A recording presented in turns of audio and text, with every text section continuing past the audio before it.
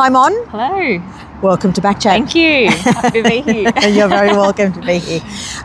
Now, Mon, your journey with Glebe started as a young adult. It did, yep. So walk us through when you first came to the club and how that kind of happened. Yeah, sure. So I was originally playing junior hockey with Wenty Hockey Club. And I was the reason why she's pointing there is because Glebe is playing Wenty at the moment. That's right. And at the time, in my junior team, I was playing with a player, Laura Thwaite, who was playing her senior hockey with Glebe. And she suggested one week that I just come to training and try it out and see what I thought. And I was hooked from the first session and have been playing at Glebe ever since. Love it. Yeah.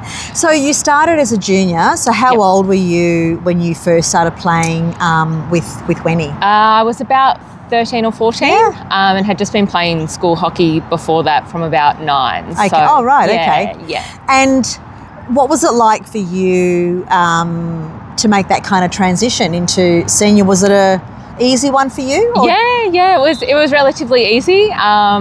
I think I had joined when I had just turned, I was 18, so I was just out of school. And sort of that second, I think it was the second training session with Glebe, I was asked to go to the Albury Hockey Carnival. And I think attending that made the transition easier because I immediately sort of saw the social connection of the club. And I think having that, it was a real, made me really see that the club was going to be really good for me for hockey, but also social-wise as well. So as a young girl, was Wenty a mixed team or was it a single-sex team? It was single-sex, girls and women only, Okay, so, I mean, obviously Glebe has mixed teams. Yes. And we know that for young girls, staying in sport is very difficult, particularly as they head into kind of those teenage years. And for any junior hockey team, when kids go to private schools, they've often got commitments to school sports, and so it's hard for them to stay playing in our club. And that's not just for Glebe. In terms of your experience and knowing how tricky it can be for young girls as they transition into teenagehood and for boys as well, how do we as a club help that journey along for both boys and girls, but particularly girls, and to try and help them stay in the sport and really make that kind of transition into seniors? I think it's really important that there's a positive experience for players in their junior hockey.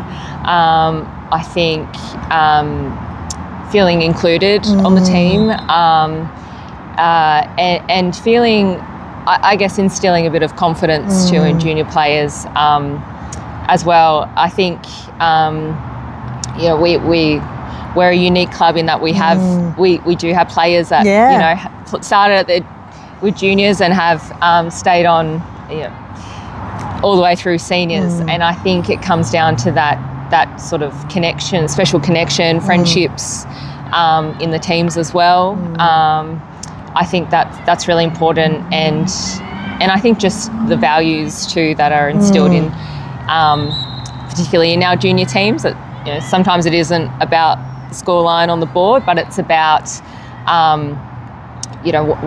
what we can teach individual players and how they can learn how to work together as a team. I think if players have a really enjoyable junior experience, they're likely to continue playing as seniors. So I think that's really, really important.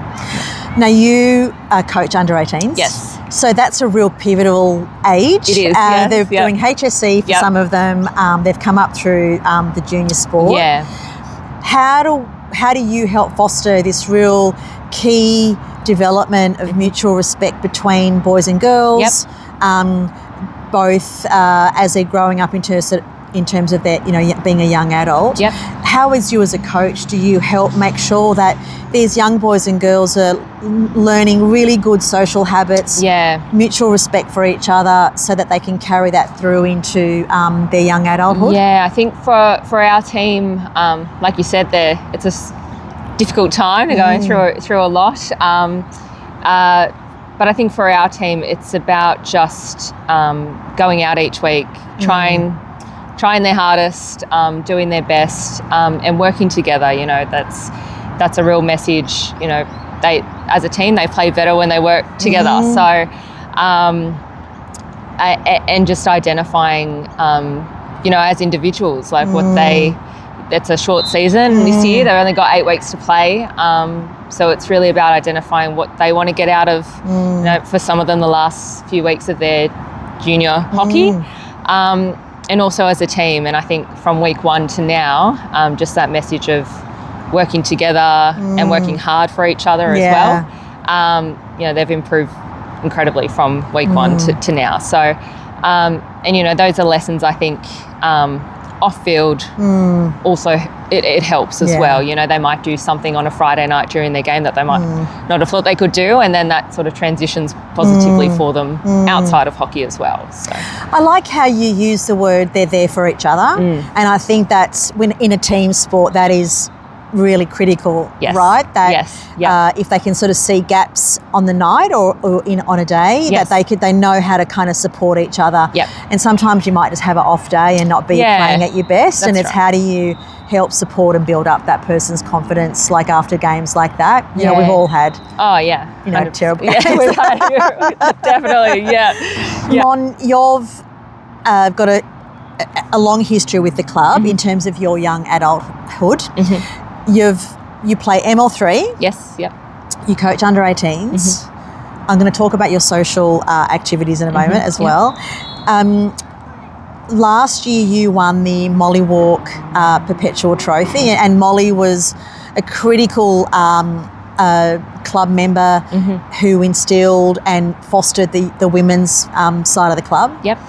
So that's a very prestigious award. You won that 23-24. And then last year you also won the Pat Nyland Award. And they're often for people, you know, who are really giving back to the club. And that's really important. So, was very, very honoured to be awarded those. I guess my involvement started back in probably around 2015. So I was a couple of years after playing with the club. And I was really interested in getting involved. My partner Josh, who plays for the club, he sort of really instigated that, you know, trying to find a way to give back, you know, whatever it is, you know, try and find something. So I thought, well, I wasn't really sure where to start in terms of sort of, you know, with the women's club. I didn't really know how to, you know, I didn't feel like I had enough knowledge to sort of be involved in that space just yet, but I wanted to do something, so I tried to find a few sponsorships for the club, and in just doing that, you know, that helped me to also meet other people involved in sort of the behind the scenes of the club, and from there, I sort of got a bit more involved, a bit more in the women's side of things, and then also socially.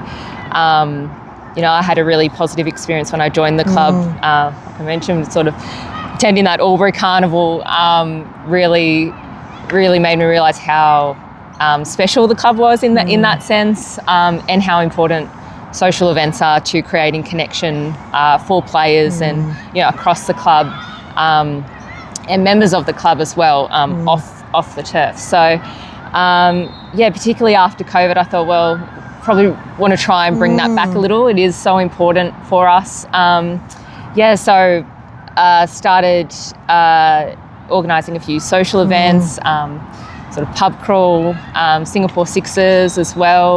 Well, the Singapore Sixers is always a hit. That's right. And I know that there's shenanigans that occur. So what happens in Singapore stays in Singapore, I'm assuming. I'm sure there'll be people relieved that you're not going to be telling tales. No.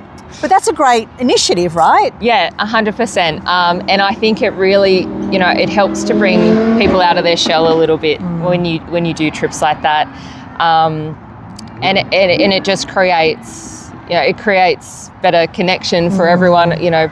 And it also helps, I think, people to get more involved with the club. You know, I think when you feel a greater connection it's easier to, put your hand up to help out in some way. And it also helps on the field too. You might not get the results some days, but I think it's those friendships and the connections that, you work through it together, and then, that's when the results come. So one event in particular, our annual Arthur Stubbs fundraiser, that takes volunteers from across all different parts of the club, a lot of hands to bring that all together. And I think it's so important, and it's such a good way for people to get involved in the club, to look for a way to give back. The more hands that can help, the better. And I think, that event in particular, it's, we raise the funds to help our junior development. And it's so great to see when people involved mainly in the senior club who might not have a connection to the junior club, but are willing to help out and try and give back in some way. Don't be afraid to put your hand up and put yourself out there. And any social ideas too. That's right. Yes. Yeah. Mons your gal to kind of get those ideas going. Yeah. Mon, you do come from hockey stock, yes, if I can say that. You mentioned that your dad and your uncle played for the club. Yes, yeah. Was that something that, do you think that your dad kind of gently coerced you to play hockey? Yeah, my dad always spoke quite fondly of his experience playing for Glebe, in the under 12s and under 14s. And so what era was this? This would have been the early 70s. Okay, yep. They probably would have kept playing but moved out of the area. But I think as I got older and sort of started, I think like anyone, you sort of start to lean towards particular sports. I think there were sort of no complaints when I chose to play hockey. And I think it's just, it's a sport that teaches you a lot of things. It teaches you resilience, a bit of grit, that probably other sports don't really offer. So I think it definitely, hearing his experiences playing for Glebe when the opportunity came up to play, I think it was, I sort of already knew a bit of the, especially in terms of the junior program, that it was a good club. I had obviously heard really good things from my friend who'd played for them as well. So it was an easy decision. I mean, one of the things that's unique about Glebe that I feel is with all of the social elements and the real strong sense of community that we foster, you do get a lot of cross-pollination. So even though you play for ML3, you've got mates in other grades, and absolutely. Juniors have mates in other grades, and men and women are mates with each other. Yes. What's your experience of just that real cross-team friendships? Because at the end of the day, we might play for a particular grade, but we play for Glebe. Yeah, 100%. So what's that been like for you? Yeah, I think it's been really good. I think, again, I think it's due to the social side that really makes you meet people from across the whole club. And I think it's so important, particularly when, sometimes it doesn't work out with the draw if we're versing back to back. Sometimes we don't see each other, but I think it's really important that, again, people get out there and speak to other players in other teams. There'll be changes year to, I think, particularly with the women's side, people take a few years off, for children and babies. So, the people change grades all the time, but I think having that initial, friendship and connection with everyone is so important. So I think it's just a really unique and special aspect of our club, and I think it also helps people to come back to the sport. If you take a year off here and there, sometimes it is hard to come back. Sometimes people are a bit hesitant. They might think people that they have had friendships with might not be playing anymore, but I think if it takes one person to call them, text them, and get them back into it. Did you ever have aspirations to play at state level, play for Australia ever? Was that ever on your radar? No, not really. No. Probably, probably got into the sport probably a little bit too late. I don't know. No. But look, it's not for everyone. No, I mean, it doesn't have to be a desire for everyone to play at that elite level. Yep. And sometimes playing at a club level is fun, it's social. Yep. It helps connect, our international visitors. We've got, a handful of international players from the UK. We've got a Dutch player. Yep. So sometimes that connection is really all that you need. Yeah, 100%. Yeah. When we have international players join the club, they arrive and, not know anyone. Yeah. I think it's such a positive experience for them and again, a connection that when they, if they return home, but a lot of them still keep in contact with a lot of players from the club. So I think that speaks volumes in terms of what we do. So, I agree. Yeah. Mon, thank you so much for back chatting and sharing your experiences. Thank you so much. You're very welcome.